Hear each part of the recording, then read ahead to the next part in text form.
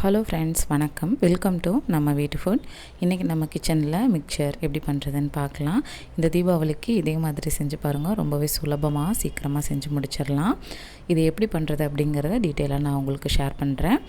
இப்போது நான் கடலை மாவும் அரிசி மாவும் எடுத்து சலிச்சு வச்சுருக்கேன். நம்ம எந்த ஒரு பலகாரம் பண்ணுறது அப்படின்னாலும் சலிச்சு எடுத்துக்கலாம். இப்போ ஃபஸ்ட்டு நான் பூந்தி பண்ணிடுறேன் மிக்சருக்கு. அதுக்கு இந்த கப்பால் 1 கப் அளவுக்கு கடலை மாவு எடுத்திருக்கேன். இப்போது எந்த கப்பில் கடலை மாவு அளந்தோமோ அதே கப்பில் 1/4 கப் அளவுக்கு அரிசி மாவு சேர்த்துருக்கேன். கூடவே கொஞ்சமாக மஞ்சள் தூள், கொஞ்சம் மிளகாய் தூள், உப்பு, ஆப்ப சோடா இருக்கும் இல்லையா, அது சோடா உப்பு, கூடவே கொஞ்சமாக பெருங்காயம். இது எல்லாத்தையும் நல்லா சேர்த்துட்டு நம்ம இது கலக்கிறதுக்கு முன்னாடி கொஞ்சமாக எண்ணெய் சேர்த்துக்கலாம், சூடான எண்ணெய். அப்போ நல்ல மொறுமொறுன்னு வரும். இப்போ இது எல்லாத்தையும் சேர்த்து நல்லா மிக்ஸ் பண்ணிவிட்டு அதுக்கப்புறமா தண்ணி ஊற்றி கலந்துக்கலாம். இந்த காரா பூந்தி செய்கிறதுக்கும் மிக்சர் செய்கிறதுக்கும் ரேஷியோ பார்த்திங்கன்னா, நம்ம கடலை மாவு 1 பங்கு எடுத்தோம் அப்படின்னா அதில் 1/4 பங்கு அளவுக்கு அரிசி மாவு எடுக்கணும். 4:1 அப்படின்னு சொல்லலாம். அது கரெக்டான ரேஷியோ. இப்போ கொஞ்சம் கொஞ்சமாக தண்ணி சேர்த்து நம்ம நல்லா கட்டி இல்லாமல் கலந்து எடுத்துக்கலாம். இது பார்த்திங்கன்னா இட்லி மாவு பதத்துக்கும் தோசை மாவு பதத்துக்கும் நடுவால் இருக்கணும். அப்படி எடுத்து ஊற்றணும் அப்படின்னா கட்டாகாமல் விழுகணும்.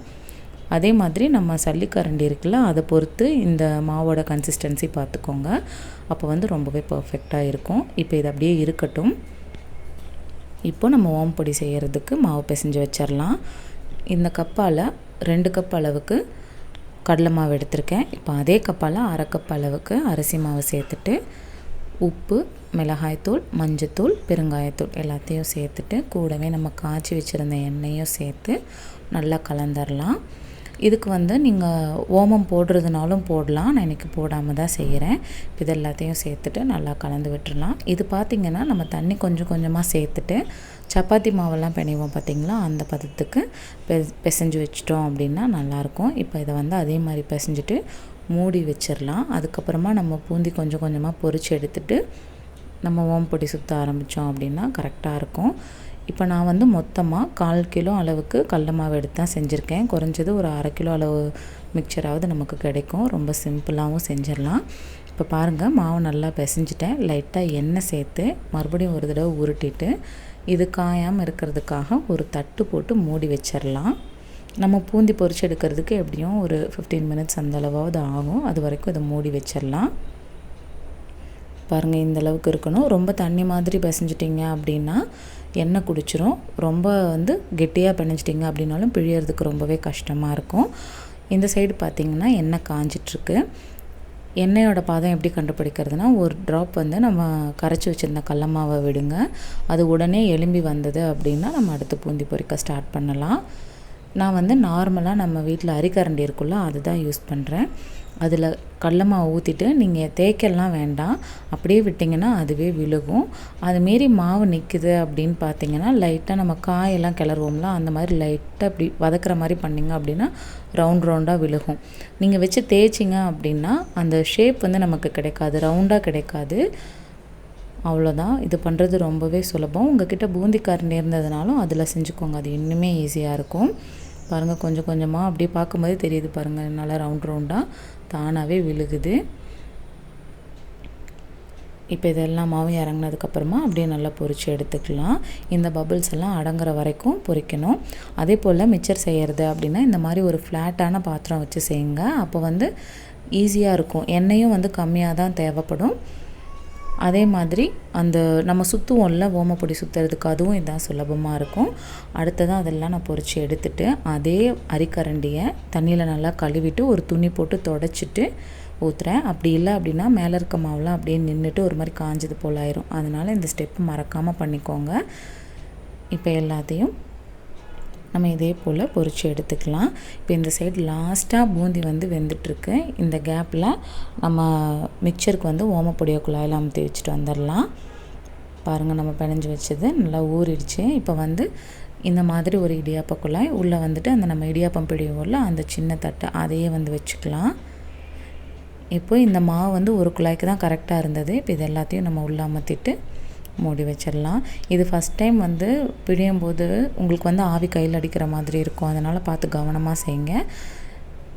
இப்போ இதை அப்படியே டைரெக்டாக அடுப்பில் வச்சு அப்படியே தான் பிழிஞ்சு விடணும். உங்கள்கிட்ட இது மாதிரி இல்லை அப்படின்னா நீங்கள் நார்மலாக முறுக்கு பிழிவோம்ல, அந்த உலக்கு 2 சைடு கைப்பிடிச்சு செய்கிறது, அதுலேயும் போட்டு செய்யலாம். இது வந்து வேகிறதுக்கு ரொம்ப நேரம்லாம் ஆகாது. ஜஸ்ட் 30 செகண்ட்ஸில் ஒரு சைடு வெந்துடும். இன்னொரு சைடு திருப்பி போட்டு இந்த மாதிரி பபிள்ஸ் எல்லாம் அடங்கினதும் எடுத்துருங்க. கலர் மாறலை அப்படின்னு நினச்சிட்டு இருக்காதீங்க. நம்ம எடுத்து வெளியே வச்சதுக்கப்புறமே நல்லா கலர் மாறிடும். அதனால் பார்த்து ரொம்ப கவனமாக செய்யுங்க. இப்போ இன்னொரு சைடும் திருப்பி போட்டாச்சு. இப்போ இதே மாதிரி நம்மக்கிட்ட இருக்கிற அந்த ஓமப்பொடி மாவில் இருக்கிறது எல்லாமே பிழிஞ்சு எடுத்துடலாம். ரொம்பவே ஈஸியாக அதே மாதிரி ஹெல்த்தியாக நம்ம வீட்டிலையே செஞ்சிடலாம்.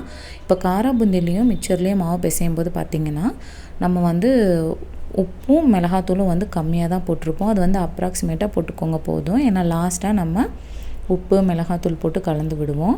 அதனால் நிறைய சேர்க்கணும் அப்படின்லாம் அவசியம் இல்லை.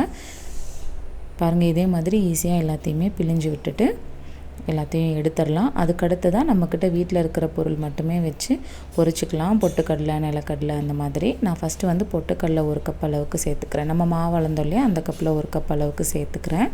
பொட்டுக்கடலை இது வந்து வறுத்து தான் இருக்கும் ஏற்கனவே, அதனால் நம்ம லைட்டாக பொரிய விட்டு எடுத்துக்கலாம். அடுத்ததான் அதே கப்பால் 1 கப் அளவுக்கு நிலக்கடலை, நம்ம காஞ்சிட்டு தோல் உரித்து வச்சுருப்போம்ல அந்த நிலக்கடலை. இது வந்து வறுத்து இருக்கக்கூடாது, காஞ்ச நிலக்கடலையாக இருக்கணும். இப்போ இதையும் நம்ம எண்ணெயில் லைட்டாக பொரிச்சிட்டு இப்போ எடுத்துடலாம். அதுக்கப்புறமா ஒரு 10-15 பல் பூண்டை வந்துட்டு தோலோடவே நல்லா தட்டி வச்சுருக்கேன். இப்போ இதையும் நல்லா எண்ணெயில் பொரித்து எடுத்துக்கலாம். பூண்டோட வாசம் நான் ரொம்ப பிடிக்கும் அப்படின்னு நினைக்கிறவங்க இன்னும் கூட கொஞ்சம் சேர்த்து போட்டுக்கோங்க. இப்போ ஃபைனலாக கருவேப்பிலை சேர்த்துட்டு அடுப்பை ஆஃப் பண்ணிடுறேன். இது நல்லா பொரிஞ்சு வந்ததுக்கப்புறமா எடுத்துடலாம். உங்கள்கிட்ட அவல் இருந்ததுன்னா அதையும் சேர்த்துக்கோங்க. கார்ன்ஃப்ளெக்ஸ் இருந்ததுன்னா அதுவும் சேர்த்துக்கோங்க. முந்திரி இருந்தால் கூட பொரிச்சு போடலாம், ரொம்ப நல்லாயிருக்கும். இப்போ நம்ம இது எல்லாத்தையும் ஒன்று சேர்த்து கலந்துடலாம். ஃபஸ்ட்டு வந்துட்டு நான் ஓமப்பொடியை சேர்த்துக்கிறேன். பாருங்கள் எந்தளவுக்கு அழகாக நிறைய வந்திருக்குன்னு. இப்போ இதை கப்பில் சேர்த்துட்டு நம்ம எல்லாத்தையும் உடச்சி விட்டுறலாம்.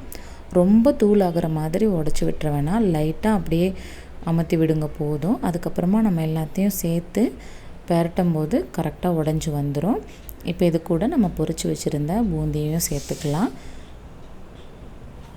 இப்போ இது கூடவே நம்ம மீதம் இருக்கிற பொட்டுக்கடலை, நிலக்கடலை, கருவேப்பிலை, பூண்டு இது எல்லாத்தையும் சேர்த்துக்கலாம்.